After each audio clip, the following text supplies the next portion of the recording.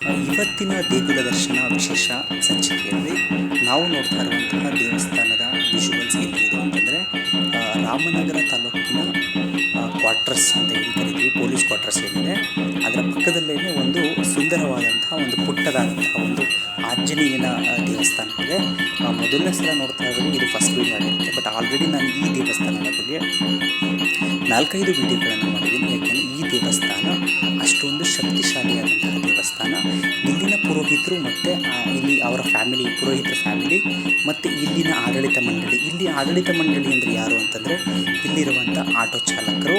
ಅವರು ಈ ಒಂದು ದೇವಸ್ಥಾನವನ್ನು ತುಂಬ ಸುಂದರವಾಗಿ, ಮುಜರಾಯಿ ಇಲಾಖೆಯೂ ಕೂಡ ಒಂದು ದೇವಸ್ಥಾನವನ್ನು ಅಷ್ಟು ಅಚ್ಚುಕಟ್ಟಾಗಿ ನೋಡ್ಕೊಳ್ಳೋದು ತುಂಬ ಕಷ್ಟ. ಆದರೆ ಇವರು ಅಷ್ಟು ಅಚ್ಚುಕಟ್ಟಾಗಿ ದೇವಸ್ಥಾನವನ್ನು ನೋಡ್ಕೊಳ್ತಾರೆ. ಇಲ್ಲಿನ ಪೂಜಾ ವಿಧಿವಿಧಾನಗಳು ಹೇಗಿರುತ್ತೆ ಅಂತ ಅನ್ನೋದನ್ನು ನಾವು ಈ ವಿಡಿಯೋದಲ್ಲಿ ನೋಡ್ಬೋದಾಗಿದೆ. ಯಾವಾಗ ಬಂದು ಕೂಡ ಇಲ್ಲಿನ ಪುರೋಹಿತರು ನಗುಮುಖದಿಂದಲೇ ನಮ್ಮನ್ನು ಸ್ವಾಗತಿಸ್ತಾರೆ. ಜೊತೆಗೆ ಇಲ್ಲಿನ ಒಂದು ದೇವಸ್ಥಾನದ ವಿಶೇಷತೆ ಏನಪ್ಪ ಅಂದರೆ ಇಲ್ಲಿಗೆ ಬಂದು ಏನನ್ನೆಲ್ಲ ನೀವು ಹರಕೆಯನ್ನು ಇಟ್ಕೋತೀರ ಎಲ್ಲವನ್ನು ಕೂಡ ಒಂದು ಭಗವಂತ ಈಡೇರಿಸ್ತಾನೆ ಅನ್ನೋದು ನಂಬಿಕೆಯಾಗಿದೆ. ನೀವು ನೋಡ್ಬೋದು, ಸಹಸ್ರ ದೀಪದಿಂದ ಒಂದು ಪೂಜೆಯನ್ನು ಮಾಡಲಾಗ್ತಾ ಇದೆ. ಇವಾಗ ಆ ದೇವರು ಎಷ್ಟು ಸುಂದರವಾಗಿದೆ, ಪುಟ್ಟ ಮೂರ್ತಿ ಆದರೂ ಕೂಡ ತುಂಬ ಸುಂದರವಾದಂತಹ ಒಂದು ವಿಜುವಲ್ಸನ್ನು ನೀವಿಲ್ಲಿ ನೋಡಬಹುದಾಗಿದೆ. ಜೊತೆಗೆ ಇಲ್ಲಿನ ದೇವಸ್ಥಾನದ ಅರ್ಚಕರೇನಿದ್ದಾರೆ ಅವರು ಜ್ಯೋತಿಷ್ಯವನ್ನು ಕೂಡ ಹೇಳ್ತಾರೆ. ವಾಸ್ತು ಸಮಸ್ಯೆ ಇರುವಂಥವ್ರು ಅಥವಾ ಮನೆಯಲ್ಲಿನ ಸಮಸ್ಯೆ ಇರುವಂಥವರು ಈ ಒಂದು ದೇವಸ್ಥಾನದ ಅರ್ಚಕರನ್ನು ನೀವು ಖಂಡಿತವಾಗಲೂ ಕೂಡ ಈ ಒಂದು ದೇವಸ್ಥಾನಕ್ಕೆ ಹೋಗಿ ಅವ್ರನ್ನ ಭೇಟಿ ಮಾಡಿ ಇದರ ಬಗ್ಗೆ ಹೆಚ್ಚಿನ ಮಾಹಿತಿಯನ್ನು ತೆಗೆದುಕೊಳ್ಳಬಹುದು. ಹಾಗೂ ಅವರು ಹೆಚ್ಚಿನ ಹಣವನ್ನು ಕೂಡ ಪಡೆಯಲ್ಲ ಅನ್ನೋದನ್ನು ಅವ್ರ ಬಾಯಿಂದಲೇ ನಾವು ತಿಳ್ಕೊಂಡ್ವಿ. ಕಡಿಮೆ ಖರ್ಚಿನಲ್ಲೇ ನೀವು ಒಂದು ಒಳ್ಳೆಯ ಒಂದು ಪರಿಹಾರವನ್ನು ಇವ್ರ ಹತ್ರ ಕಂಡುಕೊಳ್ಬೋದು ಅನ್ನೋದನ್ನು ಕೂಡ ನಾನು ಅವರಿಂದ ತಿಳ್ಕೊಂಡೆ.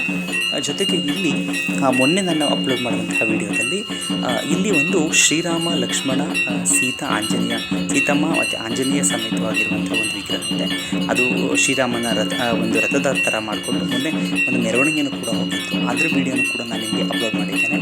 ಈಗ ನೋಡಿ, ನೀವು ಇನ್ನೊಂದು ಸುತ್ತಿನ ಮಂಗಳಾರತಿಯನ್ನು ಮಾಡ್ತಾ ಇದ್ದಾರೆ ನೋಡಿ. 5 ದೀಪಗಳಿರುವಂಥದ್ದು, 5 ಸಹಸ್ರ ದೀಪಗಳಿರುವಂಥದ್ದು, ಹೀಗೆ ಹಲವಾರು ರೀತಿಯಲ್ಲಿ ದೇವರಿಗೆ ಅವರು ಪೂಜೆಯನ್ನು ಮಾಡ್ತಾರೆ.